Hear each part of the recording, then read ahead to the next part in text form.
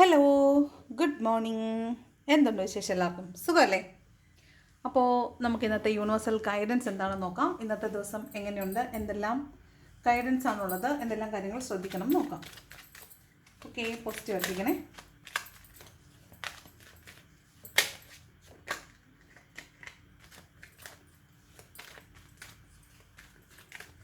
Okay, നോക്കാം ഇന്നത്തെ universal guidance. First card വന്നിട്ട് 10 ഓഫ് സ്പോർട്സിൻ്റെ എനർജിയാണ്. എന്തുകൊണ്ടാണ് 10 ഓഫ് സ്പോർട്സ് വന്നിരിക്കുന്നത് നോക്കാം. King of pentacles, hanged man, 9 of sorts,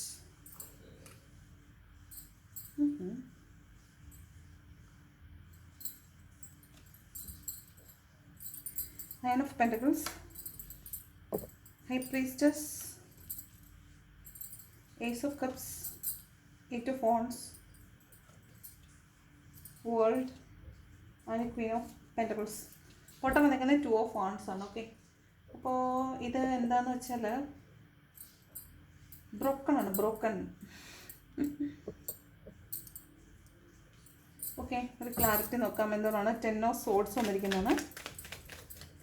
10 of sorts എന്ന് പറയുമ്പോൾ ഒരു പെയിൻഫുൾ ആയിട്ടുള്ള എൻഡിങ് ഉണ്ടാവുന്നതാണ്. അപ്പോൾ പെയിൻഫുൾ ആയിട്ടുള്ള എൻഡിങ് എന്ന് പറയുമ്പോൾ പ്രണയ നൈരാശ്യമാകാം, റിലേഷൻഷിപ്പുകൾ എൻഡാവുന്നതാകാം. അത് എന്ത് തന്നെ റിലേഷൻഷിപ്പ് ആകാം കേട്ടോ.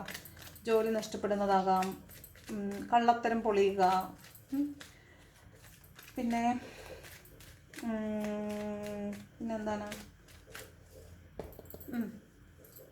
എന്തോ ഒരു കർമ്മയുടെ എൻഡിങ് ആണ്, പെയിൻഫുൾ ആയിട്ടുള്ളൊരു എൻഡിങ് ആയിട്ടാണ് കാണുന്നത്. 5 ഓഫ് കപ്സും അതുപോലെ തന്നെ ജസ്റ്റിസുമാണ്. അപ്പോൾ നീതി നടപ്പിലാവുന്നതിനെക്കുറിച്ചും അതുപോലെ ഡീപ്പ് ഡിപ്രഷൻ നിൽക്കുന്ന നോക്കുകയാണ്. അപ്പോൾ ഒരു റിലേഷൻഷിപ്പിൻ്റെ എൻഡാണ് കാണുന്നത്, അല്ലെങ്കിൽ ഒരു വിശ്വാസം നഷ്ടപ്പെട്ട ഒരു അവസ്ഥയാണ്. അതൊരു കർമ്മിക്കായിട്ടുള്ള സിറ്റുവേഷനാണ്. ഞാൻ ഓൾറെഡി പറഞ്ഞു, കർമ്മിക്കലി ഒരു പെയിൻഫുൾ എൻഡിങ് ആയിട്ട് കാണുന്നുണ്ട്. ഇതൊരു റിലേഷൻഷിപ്പിൻ്റെ എൻഡാവാൻ സാധ്യതയുണ്ട്, അല്ലെങ്കിൽ ഒരു റിലേഷൻഷിപ്പിൽ ആരെങ്കിലും നിങ്ങളെ ചീറ്റ് ചെയ്താകാം, പറഞ്ഞ് ചീറ്റ് ചെയ്താകാം കേട്ടോ. കള്ളത്തരം പറഞ്ഞിട്ട് കള്ളത്തരം കണ്ടുപിടിക്കപ്പെടുക, അങ്ങനെ കള്ളത്തരം പൊളിയുക. അതുകൊണ്ട് റിലേഷൻഷിപ്പ് എൻഡായി പോകുന്നതായിട്ട് കാണുന്നുണ്ട്. 10 ഓഫ് സ്വോർഡിൻ്റെ എനർജിയാണ്. അതിപ്പോൾ എന്ത് റിലേഷൻഷിപ്പ് ആകാം, ഫ്രണ്ട്ഷിപ്പ് ആകാം, അല്ലാതെ ലവ് റിലേഷൻഷിപ്പ് ആകാം, ഫ്രണ്ട്ഷിപ്പ് എന്തും ആകാം കേട്ടോ. അതിപ്പോൾ എന്തോ ഒരു കള്ളത്തരം പൊളിഞ്ഞതാണ്. അപ്പം റിലേഷൻഷിപ്പ് എൻഡായി പോകുന്നതായിട്ട് കാണുന്നുണ്ട്.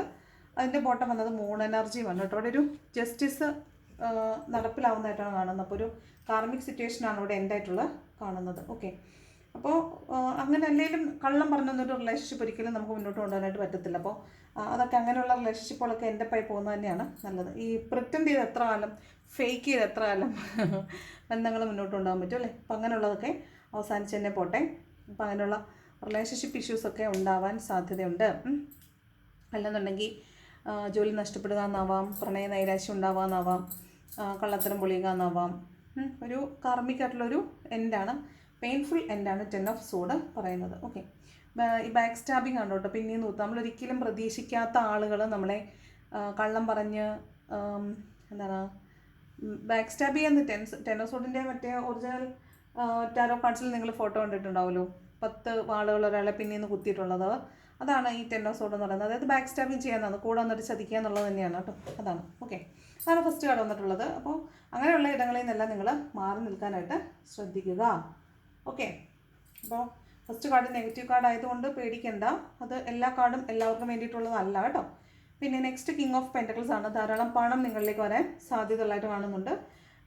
പിന്നെ കിങ് ഓഫ് പെൻറ്റക്കിൾസ് പറയുമ്പോൾ വളരെ ജനറസ് ആയിരിക്കും, നിങ്ങൾക്ക് മറ്റുള്ളവരെ സഹായിക്കാനൊക്കെ മനസ്സുള്ളൊരു ദിവസമായിരിക്കും. അതുപോലെ വളരെ ഇമോഷണലി സ്റ്റേബിൾ. എല്ലാ കാർഡ്സും, ഈ 10 കാർഡ് പ്ലസ് ബോട്ടം എടുക്കുന്ന 11 കാർഡ്സും എല്ലാവർക്കും ഒരുപോലെ റെസൊനേറ്റ് ആവണമെന്ന് നിർബന്ധമില്ല. ചിലർക്ക് മാത്രമാണ് ഈ ഒരു 10 ഓഫ് സോർഡ്സ് ഉണ്ടാവുക, ചിലർക്കാണ് കിങ് ഓഫ് പെൻറ്റക്കിൾസ് ഉണ്ടാവുക. എല്ലാവർക്കും കാശ് കിട്ടുമോ? ഇല്ല. അപ്പോൾ നമുക്ക് അതിനുള്ള സോഴ്സ് ഉണ്ടെങ്കിൽ മാത്രമാണ് നമുക്കത് റെസൊനേറ്റ് ആവത്തുള്ളൂ. അപ്പോൾ കിങ് ഓഫ് പെൻറ്റക്കിൾസ് കുറേ പേർക്ക് പണം കിട്ടുന്നതായിട്ട് കാണുന്നുണ്ട്.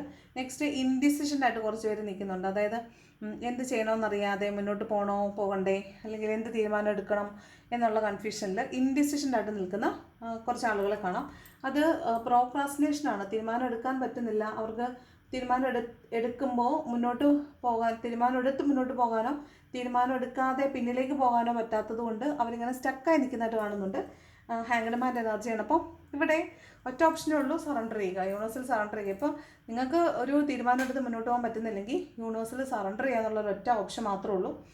അതുപോലെ കുറേ കാര്യങ്ങളൊക്കെ വേണ്ട എന്നാണ് മനസ്സ് പറയുന്നതെങ്കിൽ വേണ്ട എന്ന് തന്നെ വെച്ചിട്ട് മുന്നോട്ട് പോകാൻ ശ്രമിക്കുക. അപ്പോൾ സാക്രിഫൈസ് ചെയ്താൽ മാത്രമാണ് ചില കാര്യങ്ങൾ ബെറ്റർ ആവത്തുള്ളൂ. അങ്ങനെയാണെങ്കിൽ സാക്രിഫൈസ് ചെയ്ത് തന്നെ മുന്നോട്ട് പോകണം.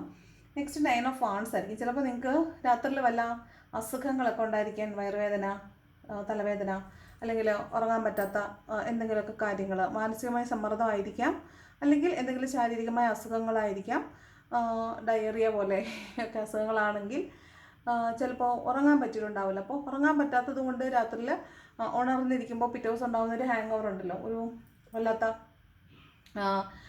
നമുക്ക് മുന്നോട്ട് പോകാൻ പറ്റാത്ത വിധം നമ്മളെ മന്ദതപ്പെടുത്തി കളയുന്നൊരു അവസ്ഥയുണ്ടല്ലോ. ചിലപ്പോൾ കുറേ പേരൊക്കെ ഇന്ന് അതേ അവസ്ഥയിലായിരിക്കും. കുറേ പേര് വല്ലാത്ത മെൻ്റൽ സ്ട്രഗിൾ ഇരിക്കുന്നവർ കാണുന്നുണ്ട്. അത് ചിലപ്പോൾ ഈ 10 ഓഫ് സോഡിൻ്റെ എനർജി ഉള്ളവരായിരിക്കാം. അങ്ങനെയുള്ളവർ തന്നെ ആയിരിക്കാം ഒരുപക്ഷെ ഈ സറണ്ടർ ചെയ്ത് നിൽക്കുന്ന ഹാങ്ഡ് മാൻ്റെ എനർജി. ഇത് കൂട്ടി വയ്ക്കുമ്പോൾ പറയുന്നത് നിങ്ങൾ വെയിറ്റ് ചെയ്യാമെന്നാണ്. അപ്പം എന്തൊരു ജീവിതത്തിൽ ചിലപ്പോൾ പെട്ടെന്നായിരിക്കും നമുക്ക് ഒരു അടി കിട്ടുന്നത്. ആ അടി കിട്ടുമ്പോൾ നമ്മൾ അത് അവസാനമാണെന്ന് ഒരിക്കലും കരുതാനായിട്ട് പാടില്ല.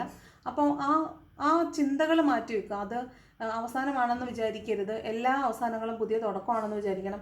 അപ്പോൾ എന്താണെന്ന് വെച്ചാൽ അതിനെ നമുക്ക് എന്ത് ചെയ്യാൻ പറ്റും, അടുത്ത തലത്തിലേക്ക് പോകാനുള്ള ഒരു ചവിട്ടുപടിയായിട്ട് മാത്രം കാണും. അപ്പോൾ നെക്സ്റ്റ് ഒരു കാര്യത്തിലോട്ട് പോകുമ്പോൾ നമുക്കിതൊരു പാഠമാണ്. അപ്പോൾ ഇത് നമ്മൾ കുറച്ചും കൂടെ ബെറ്റർ ആയിട്ടൊരു പാഠമായിട്ട് ഉൾക്കൊള്ളാനായിട്ട് ശ്രമിക്കണം.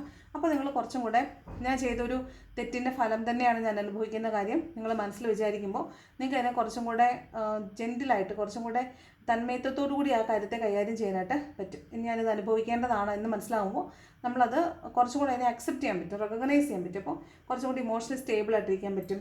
ഹാങ്ഡ് മാൻ എന്ന് പറയുന്നത് ശരിയാണ്, എന്ത് കാര്യങ്ങളും പെട്ടെന്ന് സംഭവിക്കുമ്പോൾ നമ്മൾ വല്ലാതെ ട്രോമാറ്റിക് ആവും. നമുക്ക് പെട്ടെന്നൊരു തീരുമാനം എടുക്കാനോ ഒന്നും പറ്റില്ല. അപ്പോൾ ഹാങ്ഡ് മാൻ്റെ എനർജിയിലേക്ക് നമ്മൾ വരും. നമുക്ക് ഒന്നും ചെയ്യാൻ പറ്റില്ല, നമ്മൾ സ്റ്റക്കായി പോകും. അവിടെ നമ്മൾ സറണ്ടർ ചെയ്യുക. അപ്പം I am not able to take any decision, so will you please guide me universe, this is what we have to do then. അപ്പോൾ നമ്മൾ ആ സമയത്ത് അങ്ങനെ ചെയ്യുക. നമുക്കത് ആ സമയത്ത് അത് മാത്രമാണ് ചെയ്യാൻ പറ്റുന്നത്. ഒന്നും ചെയ്യാൻ പറ്റാതെ സ്റ്റക്കായി നിൽക്കുമ്പോൾ എന്താണോ നമുക്ക് ഡിറ്റർമിൻഡ് ആയിട്ടുള്ളത് അത് അതിലേക്ക് നമ്മളെ കൊണ്ടുപോയിക്കോളൂ. അപ്പോൾ നമ്മളവിടെ സറണ്ടർ ചെയ്ത് നിന്നാൽ മാത്രം മതി. നെക്സ്റ്റ് 9 ഓഫ് സോഡ്സ് ആണ്. ഓഫ് കോഴ്സ് നമുക്ക് മെൻ്റൽ പ്രഷർ ഉണ്ടാവും. പക്ഷേ നമ്മൾ എന്ത് ചെയ്യുന്നതെന്ന് വെച്ചാൽ ഈ സമയം കടന്നു പോകും. This time also shall pass. ഈ സമയം കടന്നു പോകും. അപ്പോൾ next what is going to happen is നമ്മളിട്ട എഫേർട്ടിനുള്ള ഫലം നമുക്ക് കിട്ടും. അപ്പോൾ അതിന് വേണ്ടിയിട്ട് നിങ്ങൾ വെയിറ്റ് ചെയ്യേണ്ടതായിട്ട് കാണുന്നുണ്ട്. അപ്പോൾ നിങ്ങൾക്ക് വളരെ ഫ്രൂട്ട്ഫുൾ ആയിട്ടുള്ളൊരു ദിവസമായിട്ട് കാണുന്നുണ്ട്. പണം നിങ്ങളിലേക്ക് വരുന്നതായിട്ട് കാണുന്നുണ്ട്.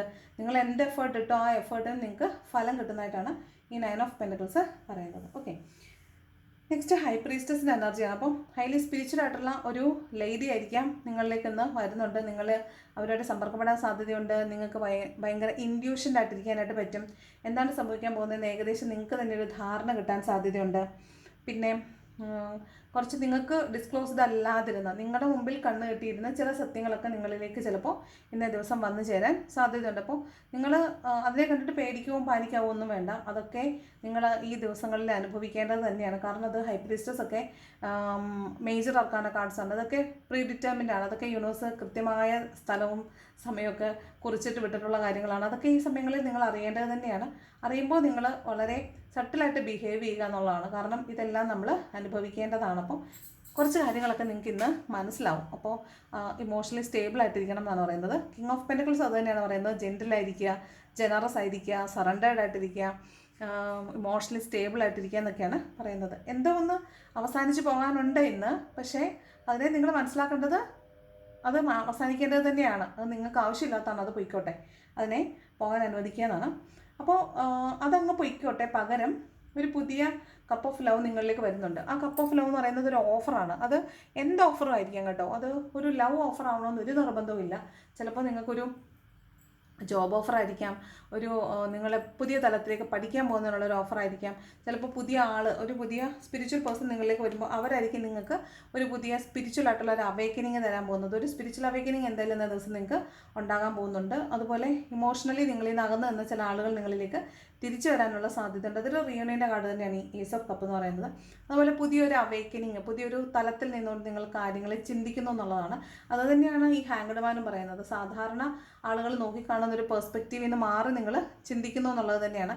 അപ്പോൾ നിങ്ങൾക്ക് ചില കാര്യങ്ങളെ ഇത് ഇങ്ങനെയല്ല എന്ന് നിങ്ങൾക്ക് മനസ്സിലാകുന്നുണ്ട്. നിങ്ങൾ എത്ര ചിന്തിച്ചിട്ടും അതിന് ഉത്തരമില്ലാത്ത വരുന്ന കാര്യങ്ങളിൽ നിങ്ങളൊന്ന് മാറി ചിന്തിക്കുന്നത് നല്ലതായിരിക്കും. അപ്പോൾ യൂണിവേഴ്സ് നിങ്ങൾക്ക് ഒരു കൊട്ട് തരുന്നതാണ്, മാറി ചിന്തിച്ചുകൂടെ, ചേഞ്ച് യുവർ ഡിറക്ഷൻ എന്ന് പറയത്തില്ലേ ചിലപ്പോൾ നമ്മുടെ ഓറക്കൽ കാർഡിനകത്ത്, അതുപോലെ നിങ്ങൾ ചിന്തിക്കുന്നത് ഇച്ചിരി ഒന്ന് മാറ്റി പിടിച്ചാൽ ചിലപ്പോൾ നിങ്ങൾ സക്സസ്ഫുൾ ആകും. അപ്പോൾ നിങ്ങൾക്ക് പോകേണ്ട ഗതി ഇതല്ല എന്ന് നിങ്ങൾക്ക് മനസ്സിലാക്കി തരുന്ന എന്തെങ്കിലും ഒരു ഇൻസ്റ്റൻസസ് നിങ്ങൾക്ക് ഇന്നേ ദിവസം സംഭവിക്കാൻ സാധ്യതയുണ്ട്. നെക്സ്റ്റ് 8 ഓഫ് വാണ്ട്സ് ആണ്. അപ്പോൾ നിങ്ങൾ കാത്തിരുന്ന എന്തോ ഒരു മാനിഫെസ്റ്റേഷൻ, നിങ്ങൾ മാനിഫെസ്റ്റ് ചെയ്ത് വെച്ചിരിക്കുന്ന എന്തോ ഒരു കാര്യം ഇന്ന് നിങ്ങളിലേക്ക് തിരിച്ചു വരുന്നതായിട്ട് കാണുന്നുണ്ട്. ഒരു യാത്രയുടെ കാർഡാണ്. ചിലപ്പോൾ നിങ്ങൾക്ക് പ്രിയപ്പെട്ട ആരെങ്കിലും യാത്ര ചെയ്ത് നിങ്ങളുടെ അടുത്തേക്ക് വരുന്നുണ്ടാവാം. അത് വിദേശ യാത്രയാകാം, അല്ല അടുത്തുനിന്നാകാം. 8 ഓഫ് വാണ്ട്സ് ആണ്. അപ്പോൾ മൂവ് ചെയ്യുന്നുണ്ട്. നിങ്ങളുടെ മാനിഫെസ്റ്റേഷൻസിന് ജീവൻ വെച്ചിരിക്കുന്നു എന്നാണ്. അത് നിങ്ങളിലേക്ക് വന്നു തുടങ്ങിയിരിക്കുന്നു എന്നാണ്. അത് 8 ഓഫ് വാണ്ട്സ് ഒരു എയർ ട്രാവലിൻ്റെ കാർഡാണ്. മാനിഫെസ്റ്റേഷൻസ് വർക്കാവുന്നതിൻ്റെ കാർഡാണ്. അതുപോലെ നിങ്ങൾ ആഗ്രഹിച്ച മാനിഫെസ്റ്റേഷൻസ് ഒരു ആക്ഷൻ എടുത്ത് മുന്നോട്ട് വരുന്നു എന്നുള്ളതാണ്. അപ്പോൾ എന്തോ ഒരു യാത്ര ഇന്ന ദിവസം കാണുന്നുണ്ട്. നിങ്ങൾക്ക് പ്രിയപ്പെട്ട എന്തോ ഒന്ന് നിങ്ങളിലേക്ക് വരുന്നു എന്നാണ് കേട്ടോ. അത് ചിലപ്പോൾ നിങ്ങൾക്ക് ജോലി ഓഫർ കിട്ടുന്ന ഒരു മെയിലോ ഒരു കോളോ ഒക്കെ നിങ്ങളിലേക്ക് വരുന്നതായിരിക്കും കേട്ടോ. പിന്നെ ചിലപ്പോൾ ഒരു ന്യൂ ലവ് തന്നെ ഒരു പുതിയൊരു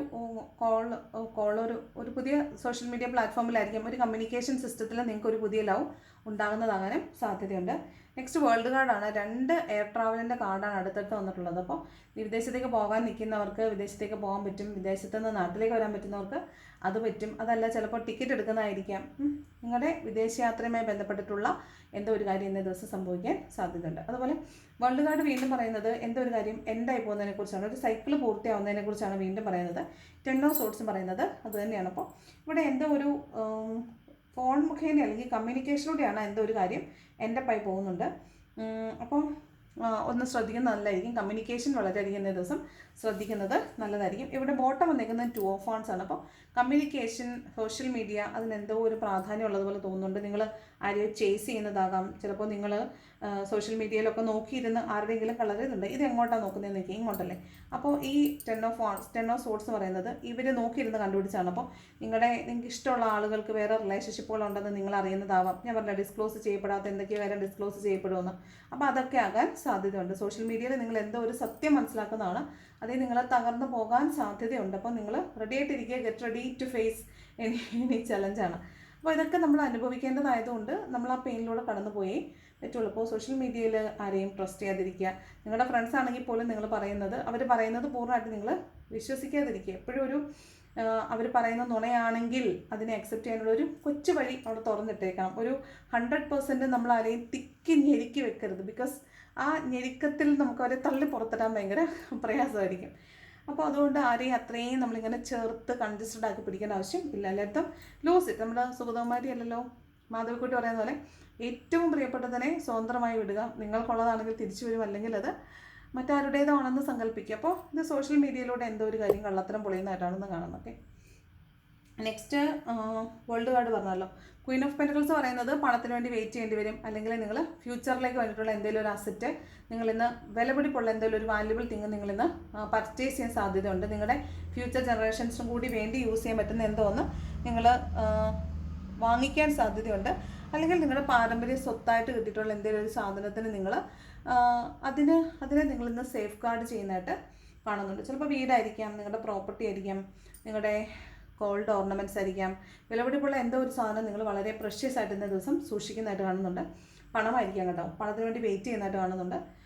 ഇവിടെ 9 ഓഫ് പെൻറ്റക്കിൾസിനകത്ത് പണത്തിന് വേണ്ടി വെയിറ്റ് ചെയ്യുന്നതായിട്ട് കാണുന്നുണ്ട്. ഇത് രണ്ടും അബണ്ടൻ്റ് ആയിട്ടുള്ളൊരു കാർഡാണ്. അബണ്ടൻസ് വരും എന്നുള്ളൊരു കാർഡാണ്. കിങ് ഓഫ് പെൻറ്റക്കിൾസും അബണ്ടൻസ് വരും എന്നുള്ളൊരു കാർഡാണ്.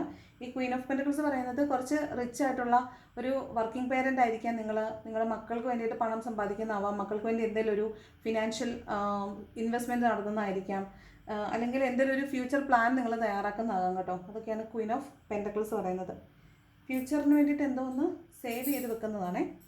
2 ഓഫ് വാണ്ട്സ് ഞാൻ പറഞ്ഞല്ലോ, അത് നിങ്ങൾ തിരയുക എന്നുള്ളതാണ്. തിരയുക അല്ലെങ്കിൽ ഒരു ഉറപ്പിക്കലാണ്. ഒരു മനസ്സിലൊരു ആശയം വന്നു, അത് മുന്നോട്ട് പോകണോ വേണ്ടയോ എന്നൊരു കാര്യം ഉറപ്പിക്കുന്നതാണ് 2 ഓഫ് വാൺസ്. അതിന് വേണ്ടിയിട്ട് ഡേറ്റ കളക്ട് ചെയ്യുക, ഇൻഫർമേഷൻ ഗ്യാദർ ചെയ്യുക.